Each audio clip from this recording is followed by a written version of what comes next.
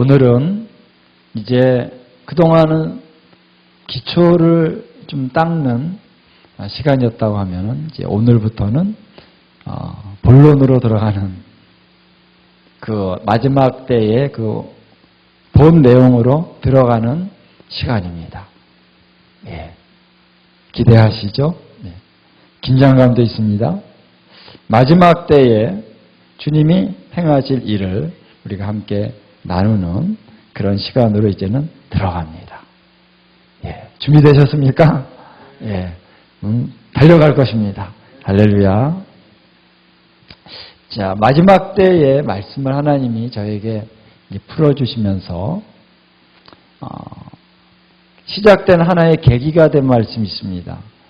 그 말씀이 바로 이사야서 40장이고 마태복음 24장이에요. 그래서 먼저 우리 이사야서 40장을 한번 보겠습니다. 이사야서 40장에 보면 우리 3절부터 5절까지 함께 우리 읽겠습니다. 우리 함께 봉독합니다. 시작. 외치는 자의 소리여 이르되 너희는 광야에서 여호와의 길을 예비하라. 사막에서 우리 하나님의 대로를 평탄하게 하라.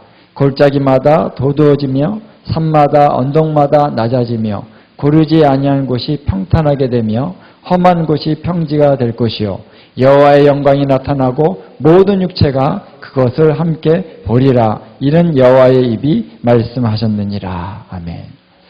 자, 이 말씀이 이사야 40장에 딱 선포되고 있습니다. 여호와의 영광이 나타나고 모든 육체가 그것을 함께 보리라 그랬습니다. 자, 하나님의 말씀 안에서 여호와의 입이 말씀하셨다. 뭐라고 말씀하셨습니까? 여호와의 영광이 나타날 것이다 라는 거예요. 그래서 모든 육체가 그것을 함께 보는 날이 올 것이다. 여러분, 이 말씀이 얼마나 엄청난 말씀일까요? 여호와의 영광은 우리가 하늘에 올라가서 볼 수 있을 수 있지만 여기서 얘기하는 것은 뭐냐면은 모든 육체가 본다.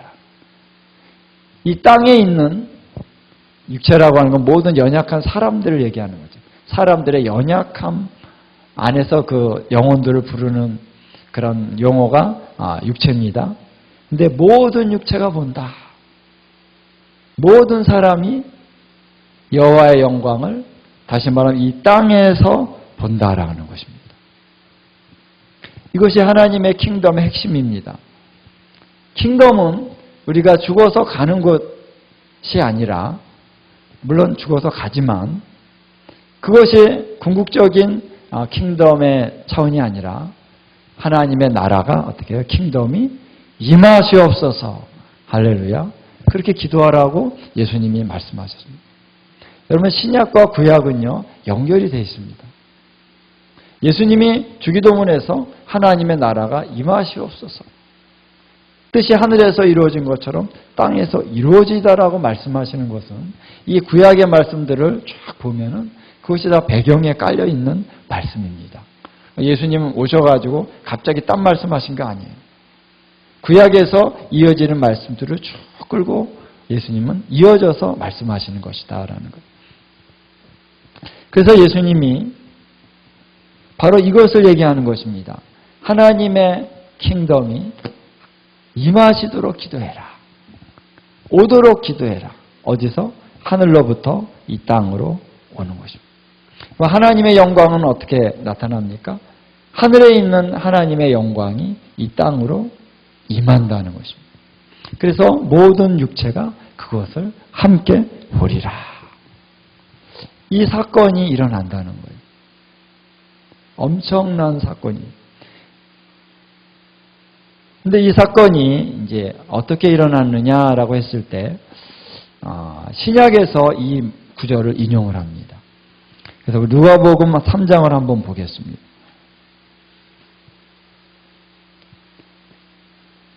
신약 성경에서 이것을 어떤 맥락에서 이것을 인용하냐면은 세례 요한의 그 사역을 이렇게 얘기하면서 이 말씀을 인용을 하죠. 우리가 함께 누가복음 3장 4절로 6절까지 함께 우리 봉독합니다.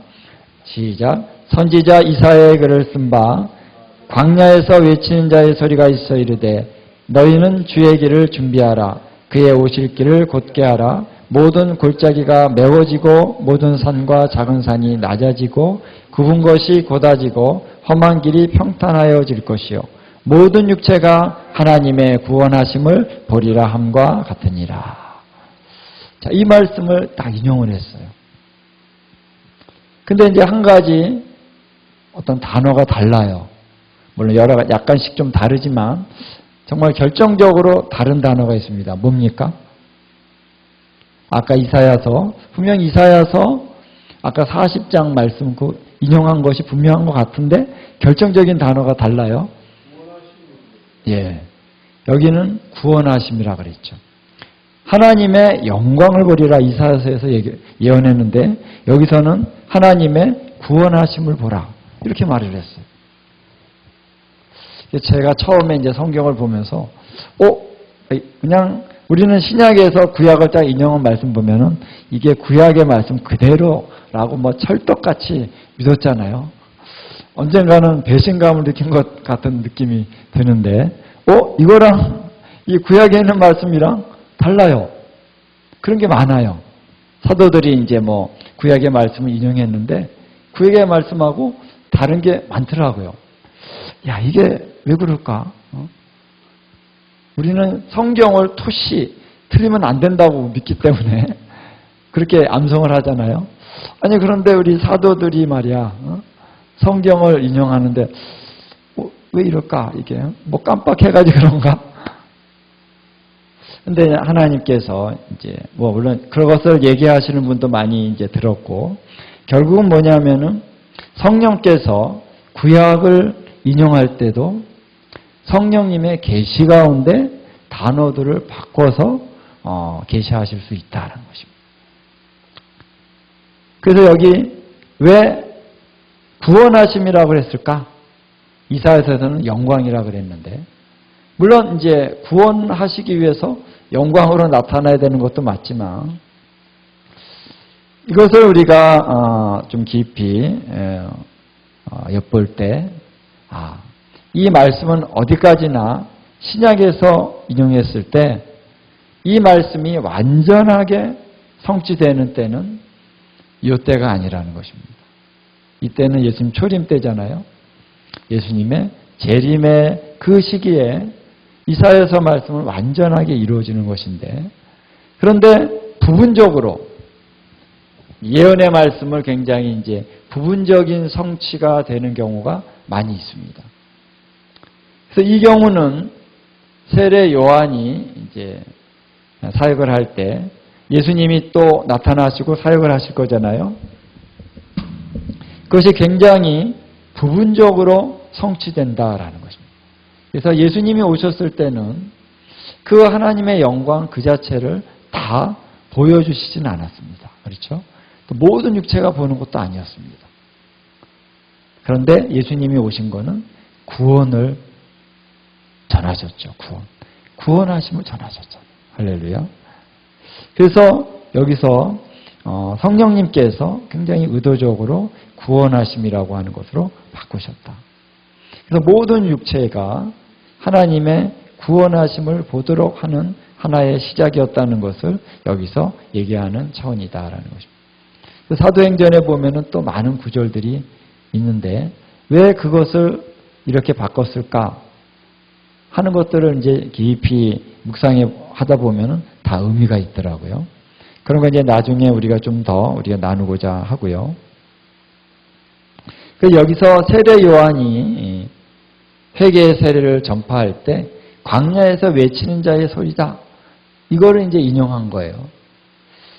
그래서 전체 다의 말씀이 예수님의 초림 가운데서도 적용이 되지만 완전한 모습은 아니다라는 것입니다. 그래서 우리가 오해할 수가 있는데 이제 사도행전에서 요엘서 2장 28절 인용하잖아요. 성령이 모든 육체에게 부어지고 자녀들은 예언하고 청년들은 환상을 보고 늙어지는 꿈을 꾸리라. 근데 어떤 사람들은 이 사도들이 그 요엘서 2장 28절 이하를 인용했을 때, 그게 베드로가 거기서 선포했을 때, 초대교회 시대에 그게 다 이루어졌다. 이런 식으로 해석을 하는 사람들이 있습니다. 성령이 임하시지 않았냐. 근데 그 뒤로 가면은 뭐 피와 불과 연기 기둥 뭐 이런 게 나오거든요. 그런 것이 뭐 이루어졌나? 그건 확실치 않잖아요. 그래서 성경의 말씀을 초대교회 가운데서 인용을 할 때는 거기서 한 부분의 어떤 영적인 의미에서 인용을 하는 것입니다. 여기서는 세례 요한에 대해서 세례 요한이 바로 광야에서 외치는 자의 소리다라는 거예요. 그렇죠? 광야에서 외쳤잖아요. 구원을 선포했습니다.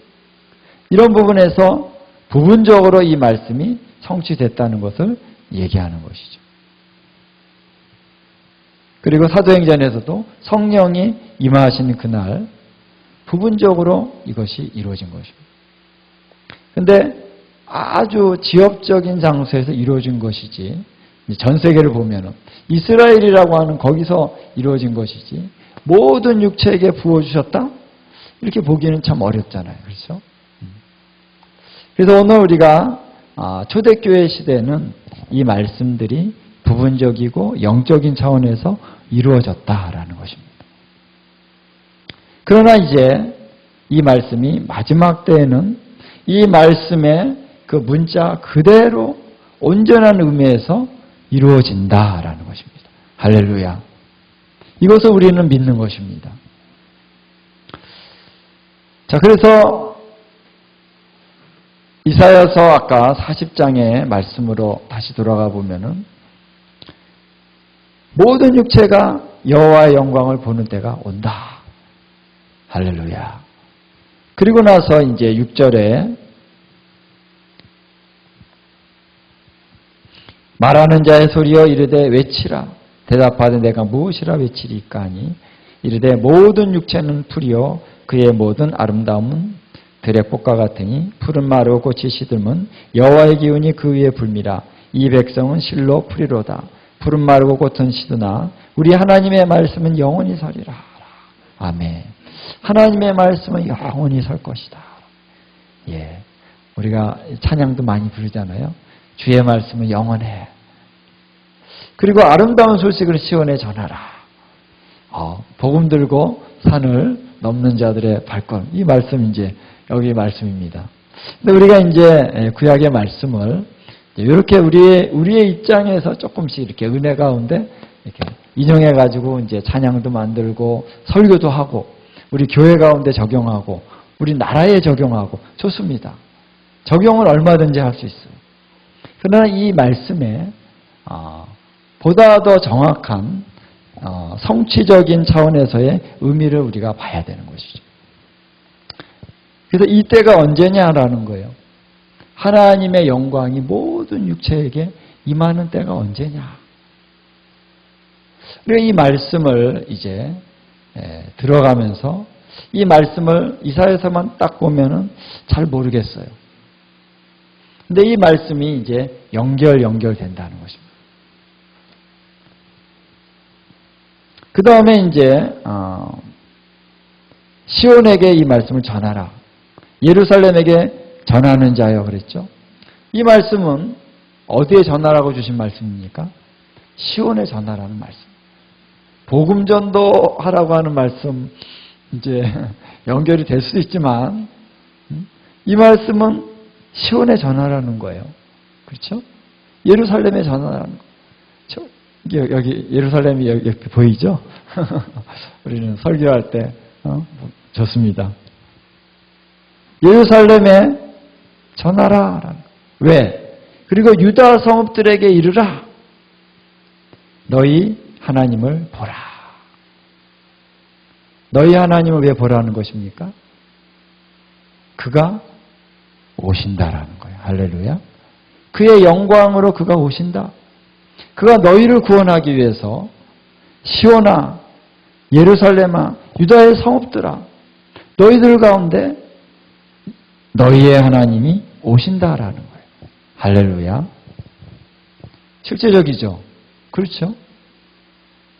그러면서 10절에 보니까 보라, 주 여호와께서 장차 강한 자로 임하실 것이요 친히 그의 팔로 다스릴 것이라. 아멘. 강한 자로 오신다는 거예요.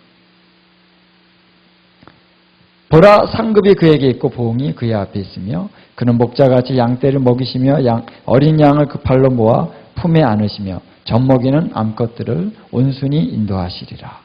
여호와께서 강한 자로 오신다. 왜 강한 자로 오십니까? 원수들을 깨트리시기 위해서 강한 자로 오시는 거예요. 그렇죠? 이 말씀만 봐가지고는 잘 우리가 전체적인 그림이 잘 안 그려지죠. 그런데 이제 하나님의 말씀이 다른 말씀과 연결되어지는 그런 것들을 통해서 우리가 좀 더 큰 그림을 보게 되면은 아하, 이 말씀이 이런 뜻이구나. 아까 강한 자, 왜 강한 자라고 얘기했어요? 여기는 안 나오죠. 왜 강한 자로 오십니까? 원수들을 깨뜨리시기 위해서 오시는 거예요. 그런 말씀이 많습니다. 그래야지 이스라엘 백성들을 구원하는 거예요. 그래서 이 상황은 시온과 이스라엘과 유다 성읍들이 바로 원수의 그 짓밟힘 안에서 허덕이고 있는 그 차원인 거예요. 그가 오셔서 너희들을 구원하실 것이다 라는 거예요. 영광 가운데 오실 것이다. 근데 이 말씀을 제가 이렇게 보면서 어느 날 여호와의 영광이 언제 어떻게 나타나는 거지? 이 말씀 우리가 많이 읽고 또 뭐 설교도 하고 그러잖아요. 우리 교회에 주의 영광이 임하소서 그러면서. 자, 근데 어느 날 그게 뭐 단번에 뭐 응답이 오고 그런 건 아닙니다. 어느 날 이제 주님이 딱 이렇게 마태복음 24장을 딱 읽게 하셨어요. 근데 이게 그거네. 이게 그거네. 이게 딱 연결이 되는 거예요. 24장 29절, 30절 한번 읽도록 하겠습니다. 31절 마태복음. 그래서 우리가 이사야 40장을 봤는데 이것을 하나님이 마태복음 24장 29절로 31절 한번 우리 다 같이 봉독하도록 하겠습니다. 시작. 그날 환난 후에 즉시 해가 어두워지며 달이 빛을 내지 아니하며 별들이 하늘에서 떨어지며 하늘의 권능들이 흔들리리라. 그때의 인자의 징조가 하늘에서 보이겠고 그때의 땅의 모든 족속들이 통곡하며 그들이 인자가 구름을 타고 능력과 큰 영광으로 오는 것을 보리라. 그가 큰 나팔 소리와 함께 천사들을 보내리니 그들이 그의 택하신 자들을 하늘 이 끝에서 저 끝까지 사방에서 모으리라. 아멘. 자, 여기 말씀 중에서 그때에 이제 30절에 보니까 인자의 징조가 하늘에서 보인다라는 거예요. 어디서 보여요? 하늘에서. 이 징조라는 말은 이제 세메이온, 표적이란 뜻이죠. 인자라고 하는 표적이 저분이 바로 인자이신 그리스도신데 그분이 하늘에서 나타났다는 어떤 표적이 하늘에 보인다는 것입니다. 그리고 그때에 땅의 모든 족속들이 통곡하며 그들이 인자가 구름을 타고 능력과 큰 영광으로 오는 것을 보리라. 여기도 나오죠. 땅의 모든 족속들이, 아까는 모든 육체가, 여기는 땅의 모든 족속들이, 모든이란 말이 나와요. 모든. 그래서 모든 육체가, 모든 족속들이 본다는 것입니다. 무엇을 봅니까? 인자가 능력과 큰 영광으로 구름을 타고 오는 것을 보리라. 여러분, 예수님의 재림은 어떻게 나타나는 것입니까? 모든 족속이 본다는 것입니다. 할렐루야. 그래서 모든 족속 가운데 지금 인자가 오고 있다라고 하는 계시가 쫙 풀어지는 것입니다. 그리고 보인다는 것입니다. 여기서 눈이라고 하는 것은 어떤 눈으로 보는 것입니까? 영적으로 다 기도하시는 분만 다 기도하는데 환상이 쫙 열리면서 예수님이 지금 하늘에 나타났어. 이게 아니라 육체들이 본다니까요. 족속들이 다 본다는 거예요. 그러니까 영적으로 완전히 까막눈인 사람, 안 믿는 사람, 모든 육체가 다 볼 것이다 라는 것입니다. 자, 이 말씀을 딱 읽는데 이 말씀이 그 말씀이네. 그렇죠? 여호와의 영광을 모든 육체가 본 지금까지의 어떤 사건이 있었습니까? 없었잖아요. 그렇죠? 모든 육체가 본 적은 없어요. 이스라엘 백성이 이제 시내산에서 본 적이 있습니다. 그렇죠? 또 솔로몬 시대에 성전을 짓고 여호와의 영광이 나타났어요. 와, 사람들이 놀랐어요. 불이 떨어지고 막. 또 오순절 시대에 오순절에 성령이 임하셨습니다.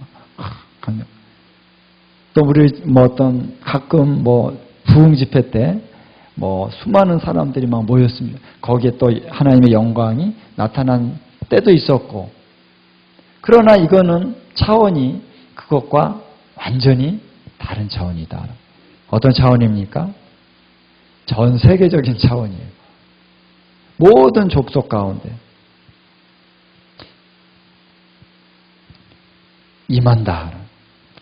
자, 그리고 이제 이 말씀을 보는데 또 한 말씀이 이제 연결이 됩니다. 계시록 1장 7절 말씀. 자, 함께 여기다 적어요. 계시록 1장 7절. 자, 함께 한번 우리 봉독합니다. 시작. 볼지어다 그가 구름을 타고 오시리라. 각 사람의 눈이 그를 보겠고 그를 찌른 자들도 볼 것이요 땅에 있는 모든 족속이 그로 말미암아 애곡하리니 그러하리라. 아멘. 자, 여기 나오죠. 그가 구름을 타고 오시리라. 아주 단적으로 선언적으로 말하고 있습니다. 예수님이 바로 구름을 타고 오신다. 각 사람의 눈이 그를 볼 것이요. 여기는 그를 찌른 자들도 볼 것이다 그랬습니다. 그를 찌른 자들은 누구를 얘기할까요? 그를 찌른 자들이. 그를 찌른 자들 누구지? 특히 하나님을 대적하는 사람들이 있어요. 무슬림들이야, 무슬림들. 아니면 공산주의자들 여러 가지 이제 의견들이 있습니다만. 성경을 어떻게 풀어야 됩니까? 제가 계속 얘기했죠. 성경을 성경으로 풀어야 된다. 나중에 얘기하겠지만 스가랴서 12장 10절에 보면은 나옵니다. 찌른 자들. 찌른 자들이 누굽니까? 바로 이스라엘을 얘기하는 거죠.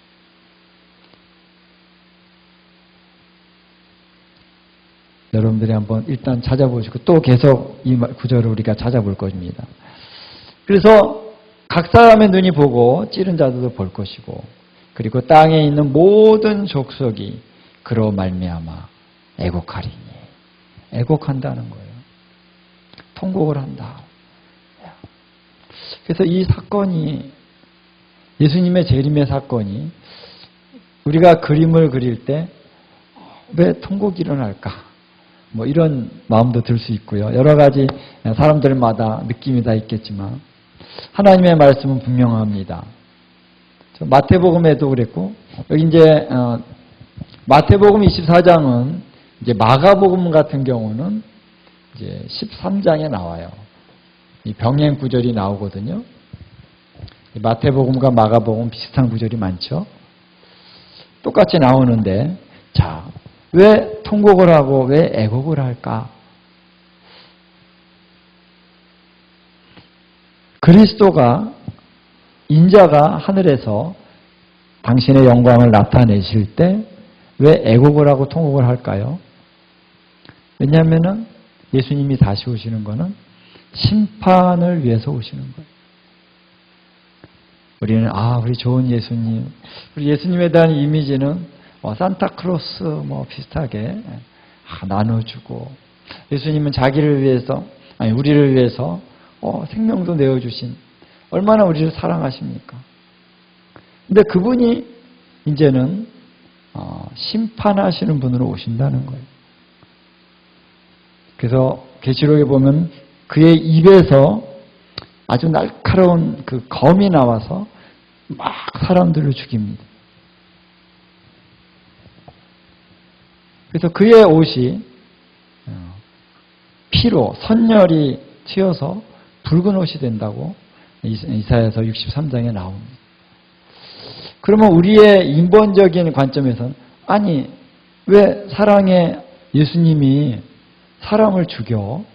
이거는 절대로 내 개념으로는 그럴 수가 없는 거야. 이거는 상징이지. 이거는 마귀들을 죽이는 거지. 이러면서 그러나 하나님의 말씀은 너무 분명합니다. 근데 왜 예수님이 그런 일을 하시고 결국 심판을 하시는 거죠? 왜 그렇습니까? 그것은 심판은 분명히 언젠가 이루어진다고 말씀하셨다는 때가 있다는 것이죠. 그래서 아버지께서 심판을 다 아들에게 맡기셨다. 그날에 죽은 자들이 다 살아나는데 생명의 부활로 사는 자가 있고 또 심판의 부활로 살아나는 자가 있을 것이다. 그런 말씀이 또 요한복음에도 있죠. 자, 그래서 예수님의 재림에 대한 이 말씀들이 이렇게 나오는데, 자, 이 말씀과 말씀들이 이렇게 연결이 됩니다. 연결이 되면서 이때가 분명히 바로 그거야. 여호와의 영광이 나타나는 때. 또 인자의 징조가 하늘에 나타나고 구름을 타고 오리라. 이 말씀들이 이렇게 이 세 부분들이 딱 이렇게 맞춰보면은 이게 다 같은 사건을 얘기하는 것인데 조금씩 이제 다르죠. 그렇죠? 약간씩 다르지만 결국은 같은 사건을 얘기한다는 것을 알 수가 있습니다. 이제 이 구절과 이 구절의 공통 분모는 뭐냐면 구름을 타고 오시리라. 그렇죠? 구름을 타고 오십니다.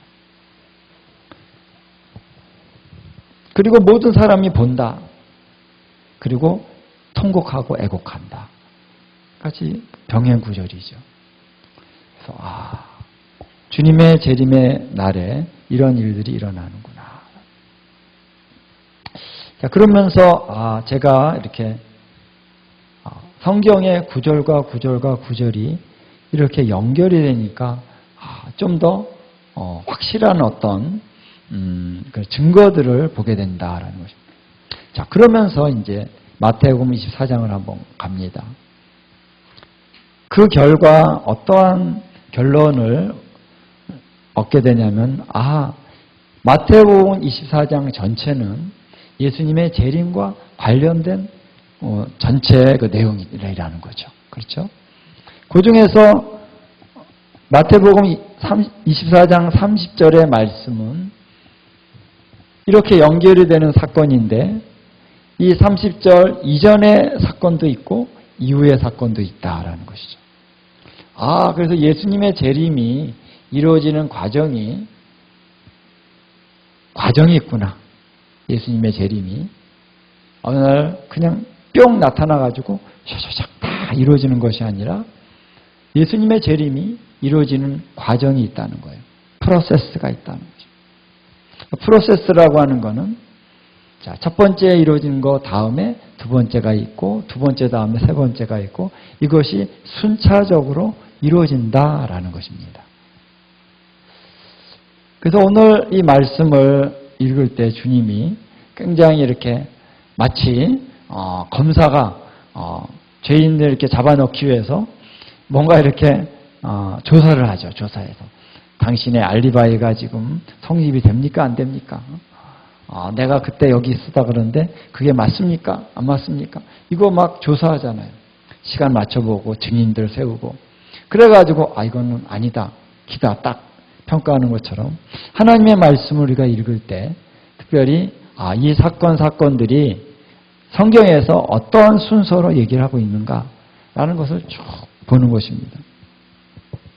그러면은 순서가 이제 먼저 나왔다고 먼저 일어나는 사건이 아닌 경우도 있지만 대체로 이것은 예수님이 쭉 말씀하실 때 24장을 얘기할 때는 대체로 순차적으로 쭉 진행될 수밖에 없는 내용이죠.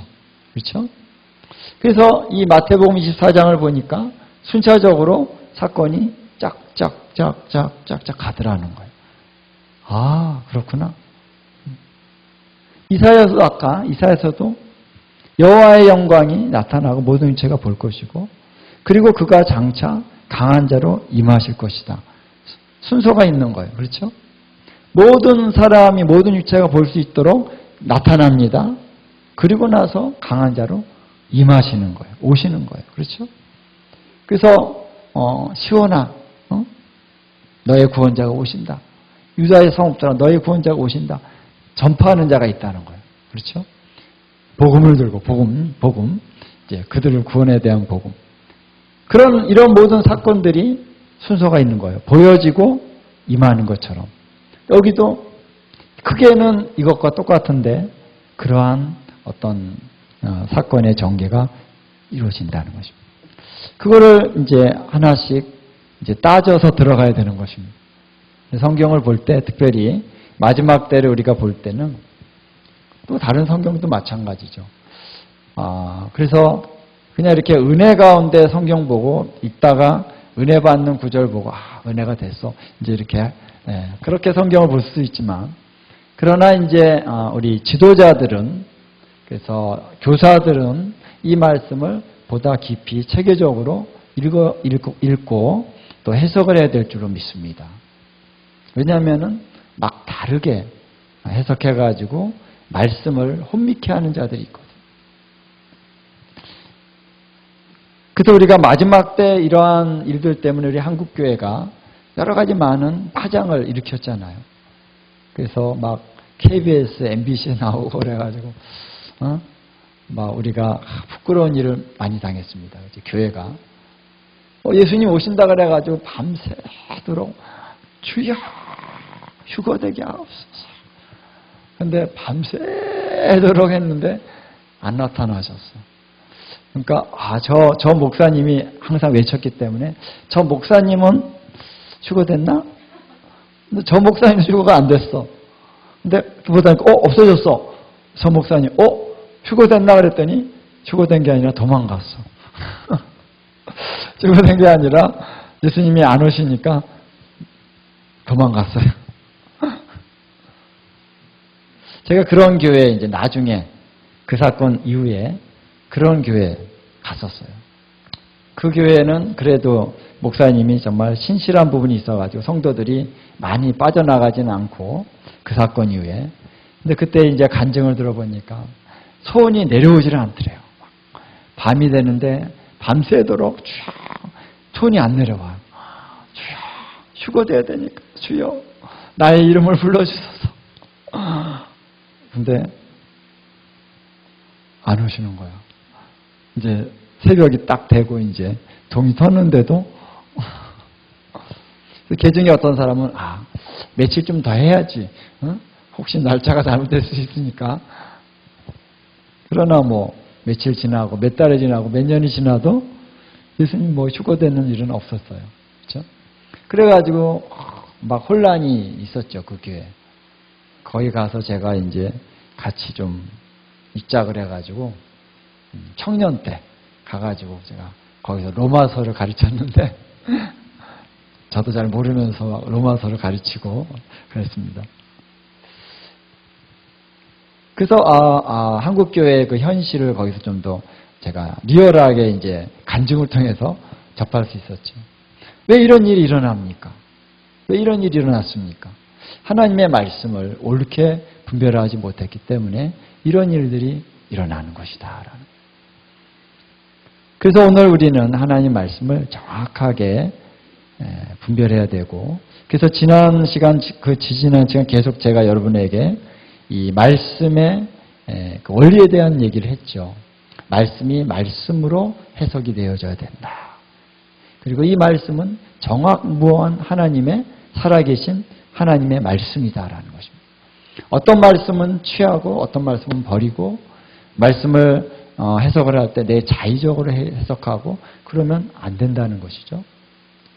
공적으로 우리 모두가 함께, 특히 지도자들이 이 말씀을 연합해서 잘 해석을 해야 됩니다. 원칙 가운데. 그래서 오늘 주님이 이렇다, 이럴 것이다 예언적으로 말씀하신 것은 반드시 이루어집니다. 그것을 믿죠, 여러분. 그것을 믿는 분들은 보수주의자고, 그것을 믿지 않는 분들은 자유주의자. 자유주의 그 해석 방법이 있습니다. 아주 그냥. 그래서 이스라엘 백성들이 홍해를 건널 때, 이거 그 진짜 홍해가 아니고, 저 우리 지도에 보면 그 홍해가 아니고 이제 갈대다, 갈대. 갈대가 있는 물이 한 요 정도 되는 이런 데를 이제 이스라엘 백성들이 이렇게 건너갔다는 거예요. 건너갔는데, 건너간 것을 상징적으로 이렇게 표현을 할 때, 물이 갈라지고 막 그렇게 표현한 것 뿐이지, 실제로는, 거기서 물론 이 기적적인 이런 신화적인 것들을 다 제거하고 아주 실제적인 것들을 우리가 얘기할 때 이스라엘 백성이 이제 애굽에서 도망가면서 이렇게 요런 데를 지나간 거를 얘기하는 것이다. 이렇게 이제 얘기를 했더니 어떤 사람이 이제 질문했습니다. 그건 참 놀라운 기적이네요. 그게 무슨 기적이야? 기적을 다 뺀다는데 기적이라 그러니까 그게 무슨 기적이야? 그랬더니 그 요만한 여기 물이 여기까지밖에 안 오는, 그런데 애굽의 그 말들 또 군대들이 다 거기서 섬멸됐으니까 그거는 기적이 아닙니까? 이렇게 얘기를 하니까 할 말이 이렇다는 얘기가 있죠. 그렇잖아요, 그렇죠? 애굽의 군대들이 완전히 홍해에 빠져가지고 다 전멸이 됐다고 성경은 얘기하고 있는데, 이런 데서 어떻게 전멸이 됩니까? 그렇죠? 그러니까 하나님의 말씀으로, 살아계시는 하나님의 정확무한 말씀으로 믿는 것이 바로 보수주의자.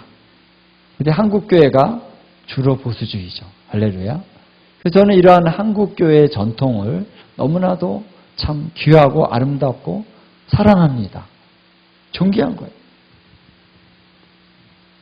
그래서 말씀이 살아 움직일 수 있는 그런 기초는 정확무한 하나님의 말씀이다. 성경이. 할렐루야. 이것을 믿는 것입니다. 여기 다 믿으시니까 여기 오신 줄 믿습니다. 그래서 이 성경을 해석을 하는데 이 원칙을 이 엔타임에 대한 메시지에도 그대로 적용을 해야 된다라는 것입니다. 그래서 주님이 나타나실 때가 있다라고 선포하셨으면은 그런 날이 있을 거예요. 할렐루야. 예수님의 재림의 사건은 진짜 엄청난 영광이 나타나는 때인 것입니다. 근데 사람들이 이런 영광의 요소를 자꾸 없애버리려고 그래요.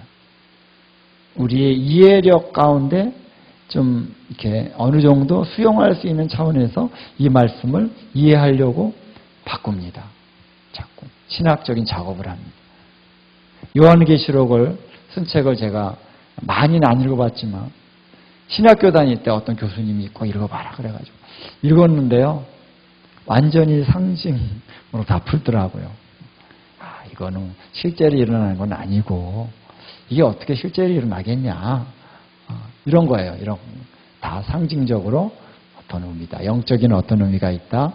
이런 식으로 다 풀더라고요. 조금 읽다가 말았어요. 아이고.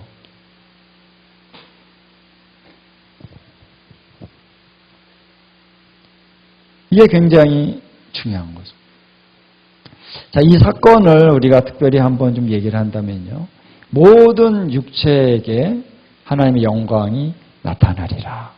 모든 족속이 인자가 오시는 것을 보고 통곡하리라. 이 사건과 정확하지는 않지만은 또 같은 의미는 아니지만은 하나님께서 이 요엘서를 가게 해주셨습니다. 요엘서 2장 28절 한번 보겠습니다. 요엘서 2장 28절. 한번 또 우리 다 같이 읽도록 하겠습니다. 다 같이 봉독합니다. 시작. 그 후에 내가 내 영을 만민에게 부어주리니 너희 자녀들이 장래일을 말할 것이며 너희 늙은이는 꿈을 꾸며 너희 젊은이는 이상을 볼 것이며. 자, 여기도 나옵니다. 근데 여기 이제 구약은 만민이라고 나와 있는데 제 성경은 이제 조그만 글씨로 이제 1이라고 나오고 밑에 보면은 모든 육체 이렇게 나옵니다. 신약에서는 오히려 인용을 할 때 모든 육체라고 이제 나오는데 제 원어를 보면은 아까 이사야서에서 모든 육체가 여호와의 영광을 보리라 한 것과 똑같이 모든 육체에게 성령을 부어주리라 그랬습니다. 여기도 모든 육체가 나와요.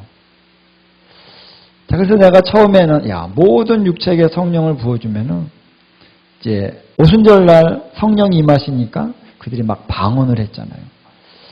보면은 모든 육체, 진짜 문자적으로 모든 육체가 내게 다 성령이 부어지면 그들이 다 방언을 말한다는 건가? 뭐 이런 식의 생각을 했습니다. 방언은 아니더라도 성령의 충만함을 받고.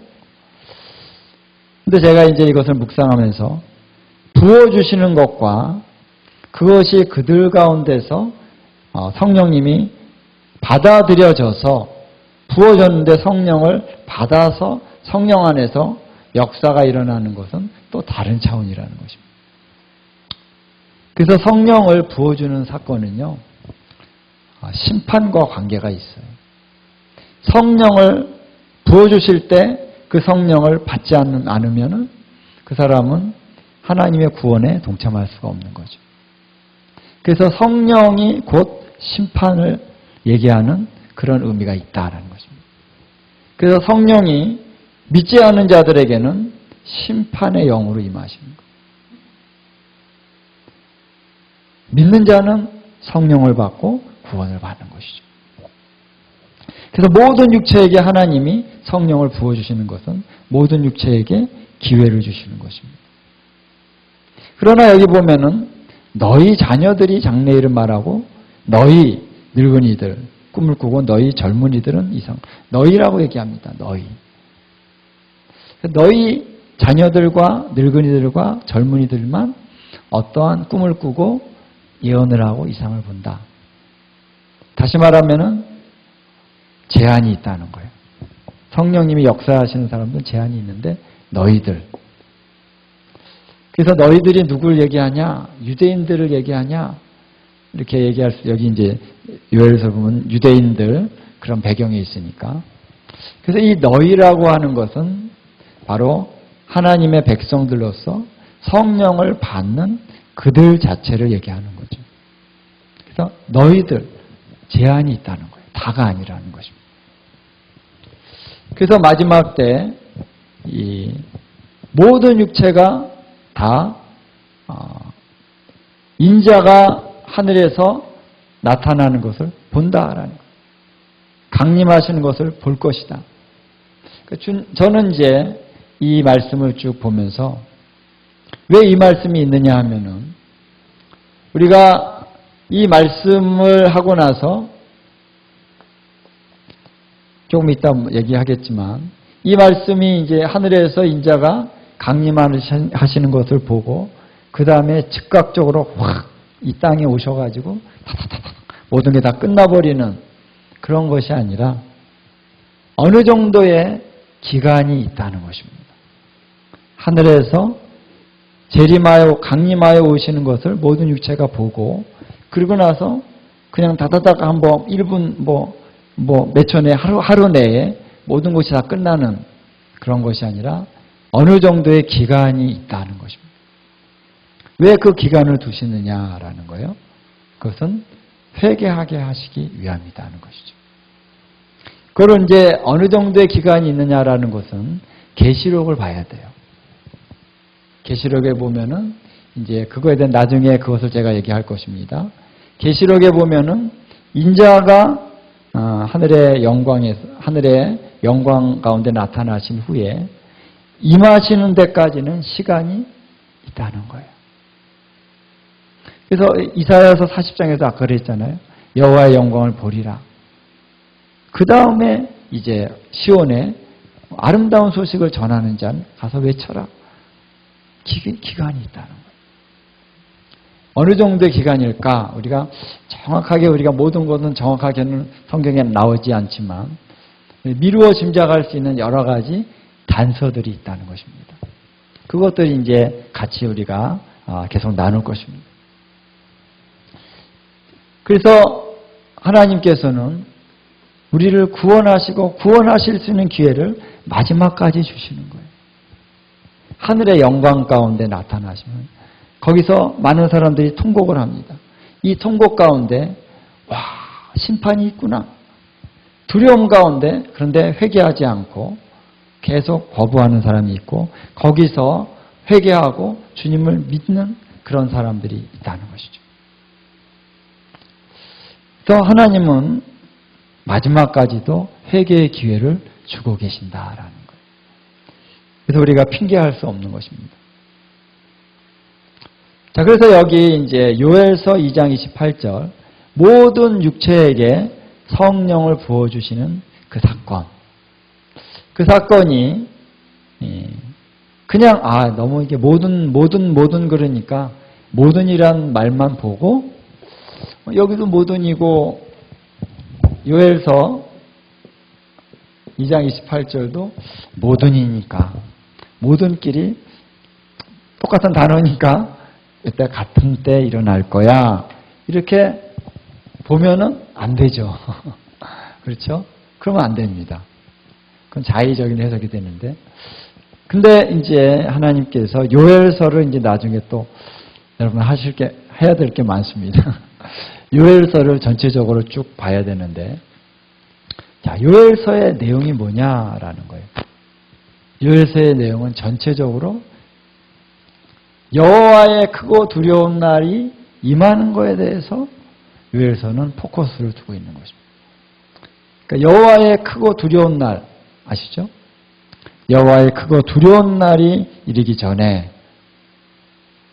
해가 어두워지고 달이 핏빛같이 변하려니와 누구든지 여호와의 이름을 부르는 자는 구원을 얻으리니.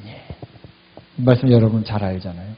근데 여기 보면 여호와의 크고 두려운 날이 이르기 전에 해가 어두워지고 달이 핏빛같이 변한다. 이런 말씀이 나와요.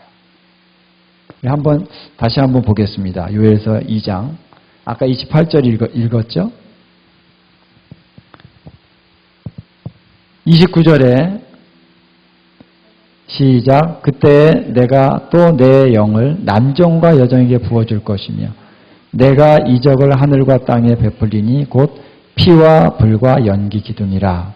자, 이 말씀들이 구체적으로 이제 이루어진다라는 것입니다. 이 이제 29절, 39절은 나중에 또 우리가 좀 더 나누고, 그리고 이어서 이제 여호와의 크고 두려운 날이 이르기 전에 해가 어두워지고 달이 핏빛같이 변한다라고 말하고 있습니다. 자, 이 말씀을 우리가 방금 우리가 읽은 데 이 비슷한 내용이 있었어요. 우리 마태복음 24장 아까 30절 29절이죠. 29절에 가면은 다시 한번 읽어볼까요? 시작.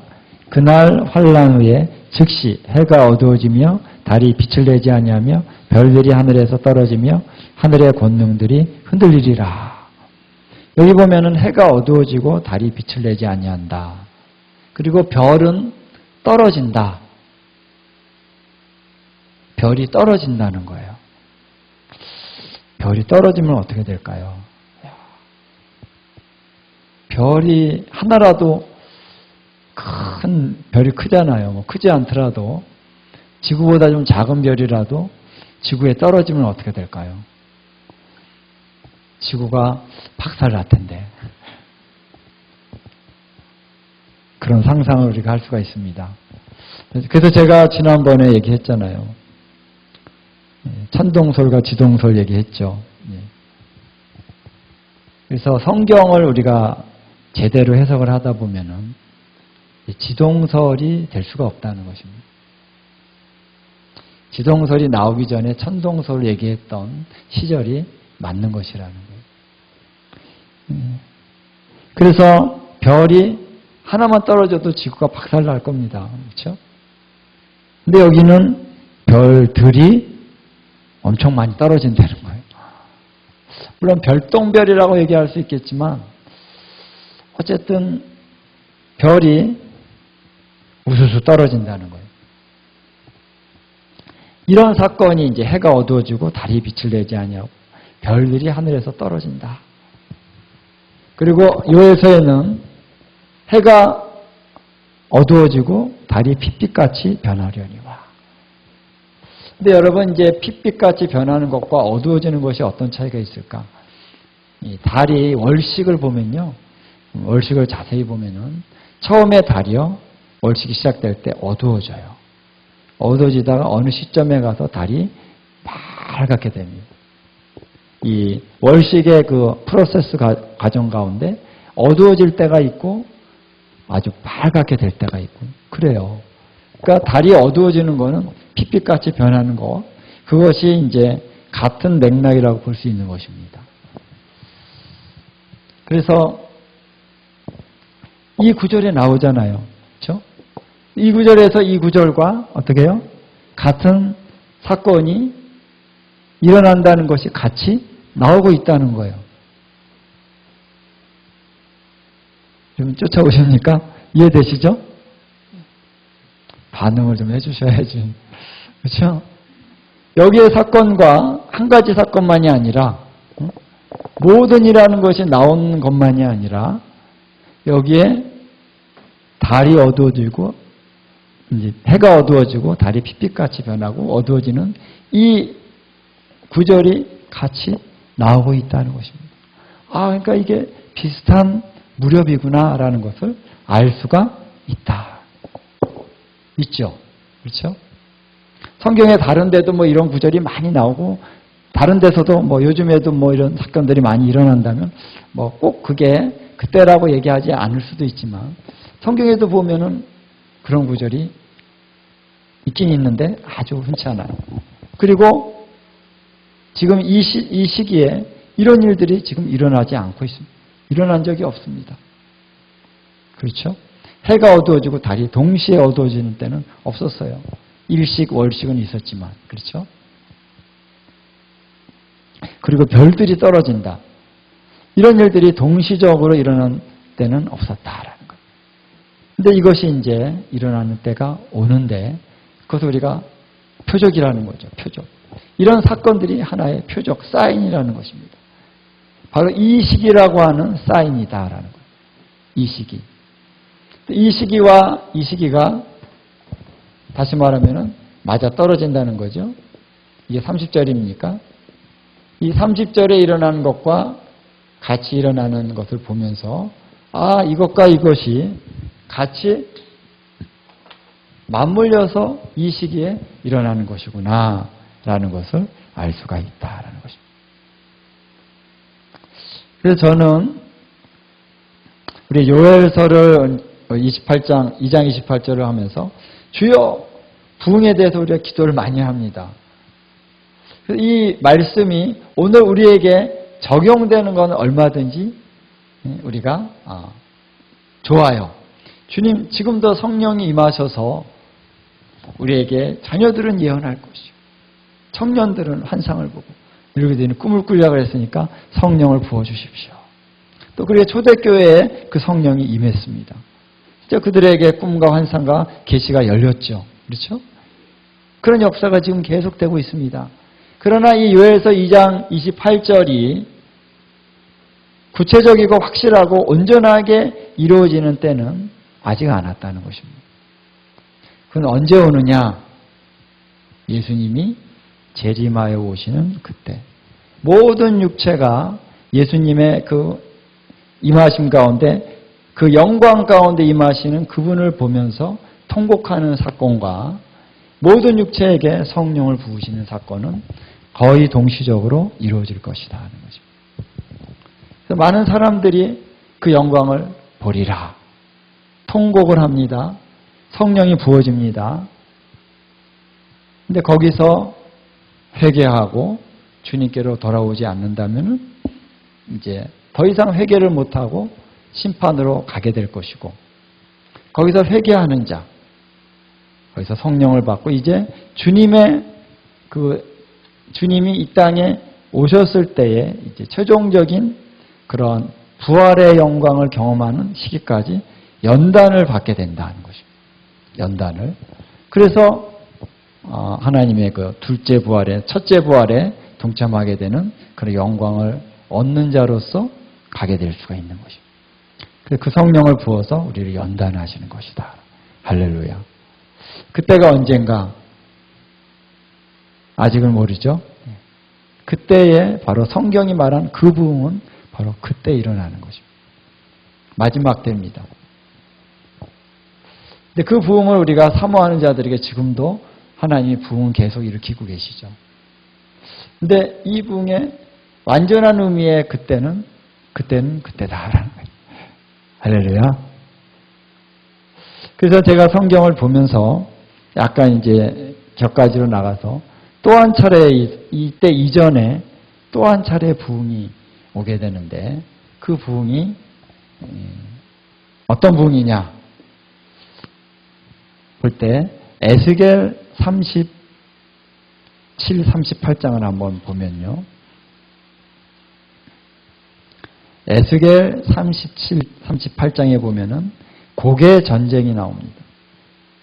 러시아가 바로 막이죠. 그 러시아의 지도자를 이제 곡으로 보고 있습니다. 마곡 땅에 있는 곡. 그래서 이제 연합군이 이란과 또 이렇게 터키나 이렇게 리비아, 수단 이 나라들의 어떤 연합이 이루어져 가지고 수단일 수도 있고 이디오피아일 수도 있고 그런 나라들의 연합이 이루어져서 이제 이스라엘을 쳐들어오는 그런 사건이 있다라는 것입니다. 근데 이 사건을 통해서 하나님이 그냥 이스라엘 산들까지 군대가 옵니다. 이스라엘 산이라고 하면 주로 예루살렘 이제 약간 북쪽에 보면 이제 산지가 있거든요. 거기까지 이제 군대가 쳐들어온다는 거예요. 근데 거기서 하나님께서 그들을 진멸하시는 역사가 일어나는 것이죠. 그래서 큰 지진이 일어나고, 그래서 그들을 섬멸하시고 전멸하시는 전염병과 피와 폭풍과 우박과 불과 유황 이런 것들로 막 확 쏟아부어가지고 그 군대가 전멸하는 사건. 결과적으로 이스라엘이 이 전쟁에서 승리하는 사건이 일어난다는 것입니다. 이걸 통해서 하나님이 무엇을 의도하시냐면은 내가 이스라엘의 거룩한 자인 줄을 이방인들이 알리라. 할렐루야. 그리고 또 뒤에 가면은 이스라엘이 알리라. 내가 이스라엘의 거룩한 자여, 이스라엘의 하나님이라는 것을 열방이 알게 됩니다. 목도하게 됩니다. 바로 저 현장에서 이스라엘의 그 산지에서 그 엄청난 군대가 이스라엘을 완전히 쓸어버리려고 오는데 하나님께서 놀라운 기적의 방법으로 딱 그 군대를 딱 쳤어요. 지금 우리가 뉴스가 가장 재밌잖아요. 요즘에 뉴스가 제일 재밌습니다. 무슨 뉴스 엄청 뉴스가 많은데 사람들 뉴스를 많이 봐요. 왜냐하면은 이 영화보다도 실제 일어나는 일이 더 재밌으니까. 근데 모든 열방이 이제 뉴스를 볼 겁니다. 와, 이스라엘 이제 완전 죽었어 이제. 이스라엘 미워하는 사람도 많잖아요. 이참에 이스라엘 완전 쓸어버려 막. 그런데 군대가 그 앞에서 완전히 섬멸이 됐어요. 열방이 이게 뭐지? 왜 이런 일이 일어나지? 하나님께서 이스라엘을 건지셨나 봐. 안 믿는 사람도 알 수가 있어요. 야, 이스라엘 맨날 하나님 그런 나라잖아. 진짜 하나님이 도우셨나 봐. 사람들이 그렇게 생각하기에 충분한 사건일 겁니다. 할렐루야. 와, 이스라엘 하나님 센데? 와, 뭔가 있어. 와, 이스라엘 하나님 살아계신가 봐. 그래서 하나님께서 그냥 하나님이 계시다가 아니라 이스라엘의 하나님이라고 하는 것을 열방에 알게 하신다는 거예요. 이런 말씀이 37장, 38장, 39장에 38, 39장에 많습니다. 그 이방인들이 알리라. 나 여호와를 알리라. 그러면서 열방 가운데 놀라운 부흥이 일어난다는 거죠. 주님이 저렇게 그런 감동을 주셨어요. 이 일로 인해서 엄청난 부흥이 일어난다는 거죠. 교회들마다 여러분 특별히 이스라엘을 특별히 미워하지 않는 이상 이 일을 보고 와, 우리의 하나님이 이스라엘의 하나님이시고 살아계시는 하나님이시구나. 할렐루야. 이스라엘을 불러서 저 땅에 들어오게 하신 분이 바로 하나님이시구나. 하나님은 언약을 맺으시고 지키시는 하나님. 할렐루야. 그 약속을 정말 온전하게 지키시는 하나님. 와, 그 하나님이 살아계시는구나. 이 전 세계의 교회 가운데 엄청난 부흥이 일어날 것입니다. 그 부흥의 때가 지금 가까이 오고 있어요. 지금 러시아가 움직이고 있잖아요. 지금 그 부흥이 일어나고 있습니다. 하나님이 이제는 우리가 기도를 많이 했다고 해서 부흥이 일어나는 이 차원을 이제는 뛰어넘습니다. 하나님께서 전 열방 가운데 당신의 살아계심을 영광 가운데 보여주신다는 거예요. 그래서 놀라면서 와, 하나님 살아계시네. 부흥이 일어납니다. 그렇죠? 부흥이 일어날 것입니다. 우리의 마음이 얼마나 뜨거워지겠습니까? 근데 이 예언이 이제 성취될 날이 가까이 오고 있다라는 거예요. 할렐루야. 그래서 이것이 이제 이전에 일어날 겁니다. 어느 때쯤 되는가는 이제 나중에 여러분들이 이게 지금 말해도 여러분들이 잘 이해를 못할 거예요. 그래서 한 단계씩 이렇게 쌓아가면서 전체적인 그림이 어느 정도 그려졌을 때는 이 시기에 대해서 여러분들이 좀 이해할 수 있는 그런 때가 올 것입니다. 이루어졌어요. 이런 부흥이 일어납니다. 그리고 이제 이때에 엄청난 부흥이 전 열방을 덮을 것이다. 할렐루야. 그래서 우리가 이 마지막 때는요, 여러분, 그냥 환란과 핍박 가운데 막 그런 차원만 있는 게 아니에요. 그런 일도 있고, 막 죽임당하는 사람도 있고, 여러 가지 어려운 일도 있죠. 막 재앙이, 코로나보다도 더 엄청난 재앙이 일어나고, 그러나 부흥이 있다는 거예요. 하나님의 영광이 나타나기 시작하는데 전 세계 가운데 하나님이 역사하심이 있다는 거죠. 그래서 이 마지막 때는요, 굉장히 흥분되는 때입니다. 우리가 흥분되는 때에 살고 있다. 주님의 재림 자체가 엄청난 뭡니까? 영광에 나타납니다. 그렇기 때문에 이 영광이 나타나는 그 영광이 가까이 올수록 우리 가운데 그 영광의 징조들이 많이 나타나기 시작한다는 거예요. 가까이 오니까. 그 영광은 빛이잖아요. 빛이 가까이 오니까 이 땅에서도 여러 가지 일들이 지금 엄청나게 일어나요. 그래서 마지막 때는 하나님의 어떠한 부흥과 성령의 부으심과 이런 하나님의 그 사람들이 주님 앞에 막 회심하고 돌아온 이런 역사들도 다반사로 일어나면서 환난과 핍박의 강도도 점점 높아지고 재난과 재앙의 그런 빈도나 강도도 점점 커진다라는 거예요. 할렐루야. 왜 그렇습니까?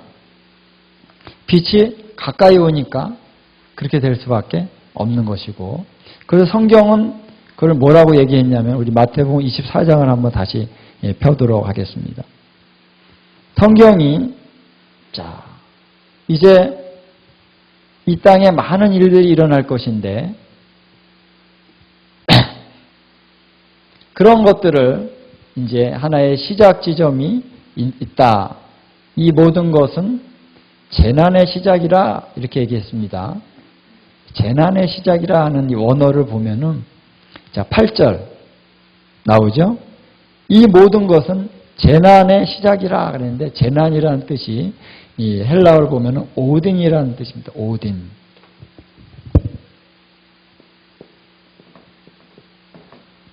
오딘이 뭐냐면은 이제 산통이라는 뜻이에요. 산통. 우리 아기 낳으셨죠? 자녀들이 지금 몇이죠? 둘만 낳아서 잘 기르고 계시는. 우리 전도사님도 우리 자녀, 우리 목사님도 낳아보셨잖아요. 물론 직접은 안 낳아, 우리 사모님이 낳으셨겠지만 간접 경험이지만 이 산통이라는 건 어떻습니까? 처음 이제 산통이 느껴질 때가 있죠. 딱 옵니다. 뭔가 지금 뭐가 시작이 됐네? 근데 바로 이제 나올 줄 알았는데 한참 또 안 와요. 그러다가 한참 있다가 또 딱 옵니다. 그 다음에 또 한참인데 약간 덜하게 좀 더 빨리 나오고. 그러니까 이 인터벌이 점점 짧아지는 거죠. 예? 짧아지다가 아기가 나올 때는 막 엄청나게 빨라지고 이 진통이 빨라지면서 강도는 그 정도는 더 커지는 거예요. 막. 응? 그렇죠? 네.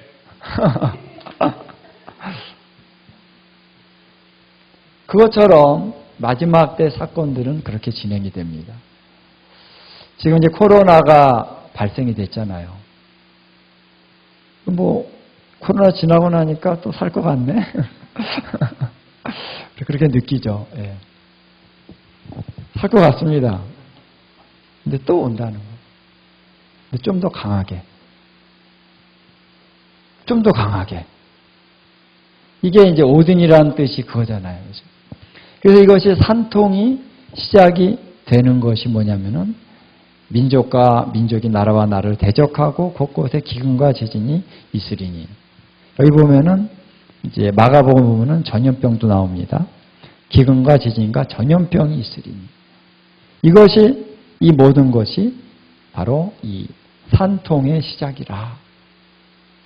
이제 시작이 되고 있는 것인데 지금 우리가 이 시기에 들어갔다고 많은 분들이 보고 있습니다. 저도 그렇게 생각이 듭니다.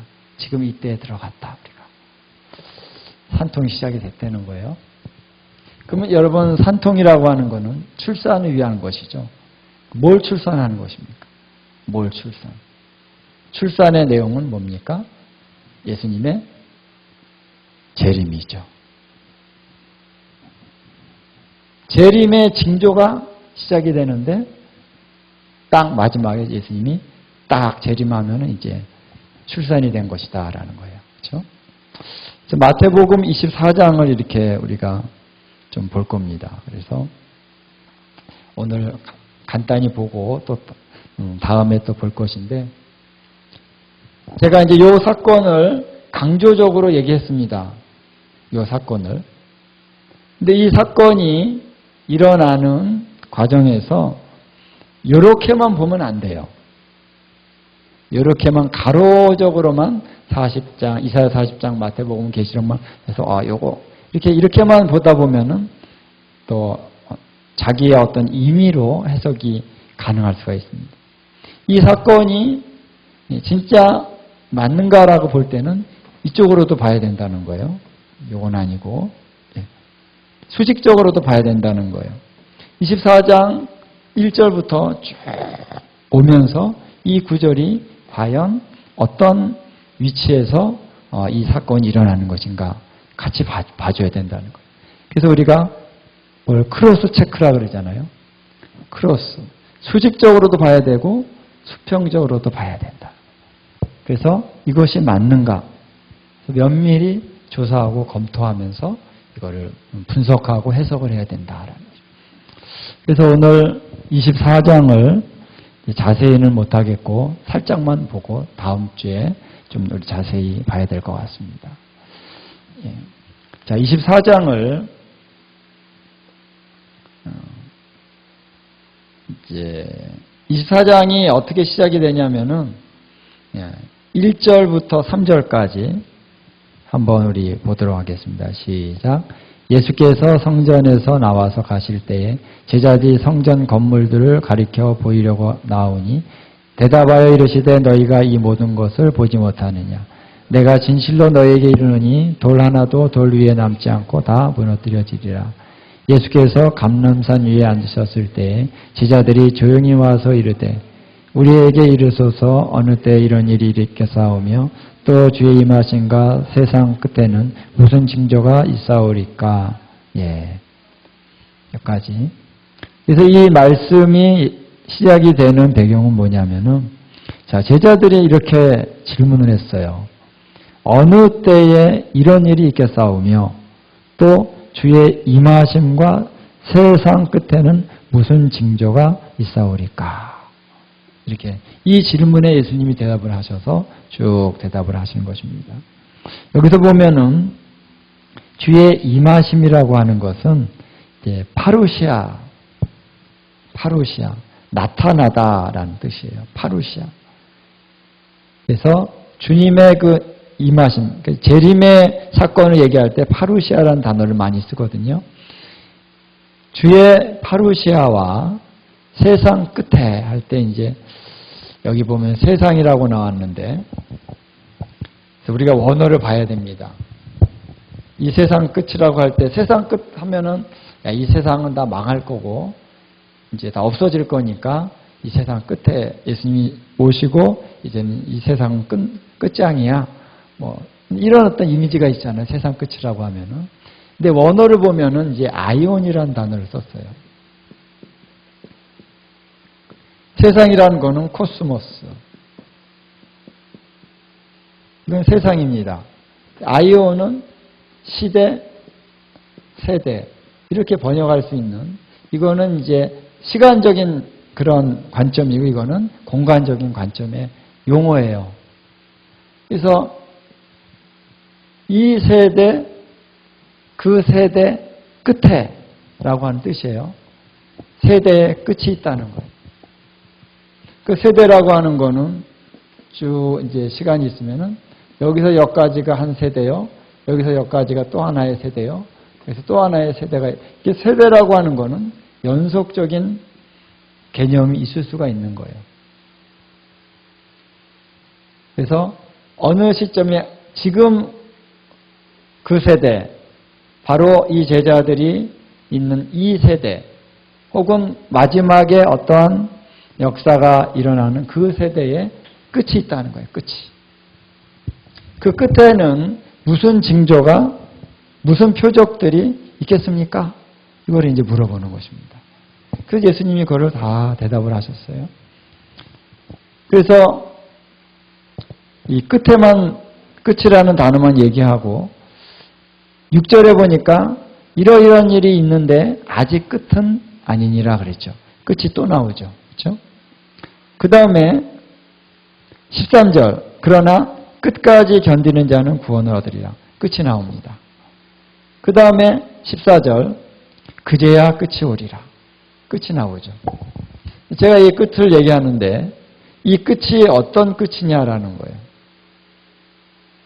이 세상 끝이라고 얘기하면은 그냥 다 끝나버리는 거예요. 다 끝나버리는. 그 다음은 없는. 이런 끝인데 어떠한 구분이 되는 어떤 세대가 있는데 이 세대의 끝이라는 것입니다. 이 세대 끝은 바로 이러한 재난이 있고 환란이 있고 그래서 파루시아 주의 임하심이 임할 때까지 있는 그 세대, 그 세대의 끝이 올 것이다 라는 거예요. 그래서 그 끝까지 견디는 자는 구원을 얻을 것이고 이 복음이 바로 온 세상에 전파되리니 그제야 끝이 오리라. 복음이 전파되는 것과 이 끝이 맞물려 떨어지게 된다라는 것을 이제 얘기하고 있는 것입니다. 할렐루야. 그래서 이러한 어떠한 끝이 있다라는 거예요. 그래서 시작이 있을 것인데 아까 말씀드린 것처럼 어떠한 딱 오딘 산통이 시작되는 딱 시점이 있고 시작이 있죠. 이것에 끝이 있다는 거예요.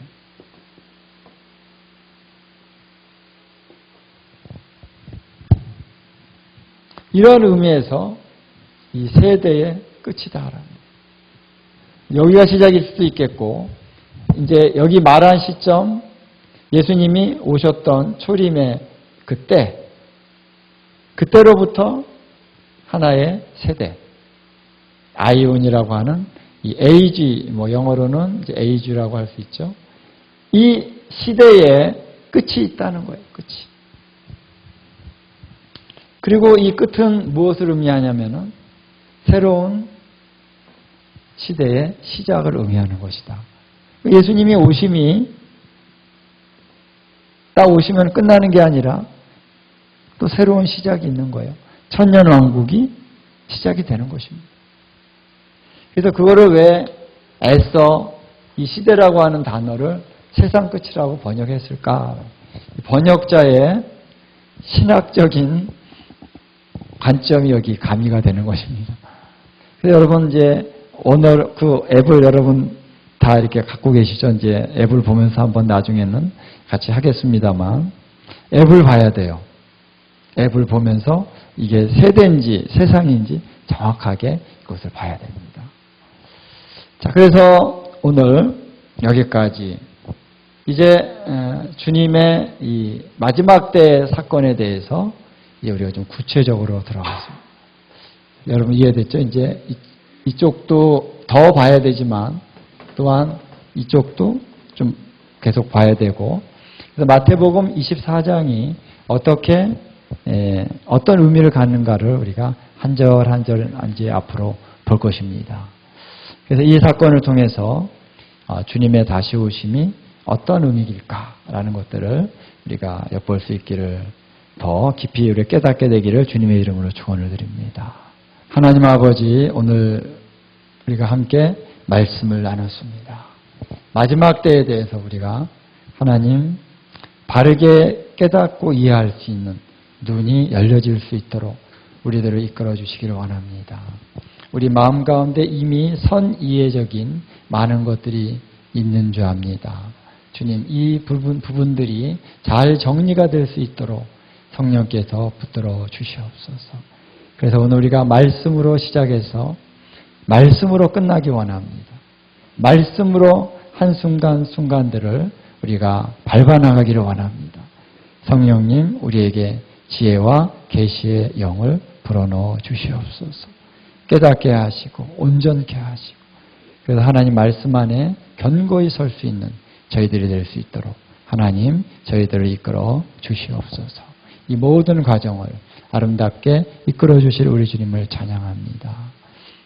그래서 이 모든 과정들도 정말 성령님께서 우리와 함께 하시지 않고는 우리가 이 모든 부분들을 밟아나갈 수가 없습니다. 성령님, 우리의 지혜와 우리 안에 명철을 더하여 주시고 또 이해력을 더하여 주시고 통찰력을 주시사 이 모든 과정 하나하나가 정말 아름답게 깨달아지고 세워지는 역사가 주님의 이름으로 말미암아 이루어질 수 있도록 하나님 함께하여 주시옵소서. 감사드리오며 예수님의 이름으로 기도하옵나이다. 아멘.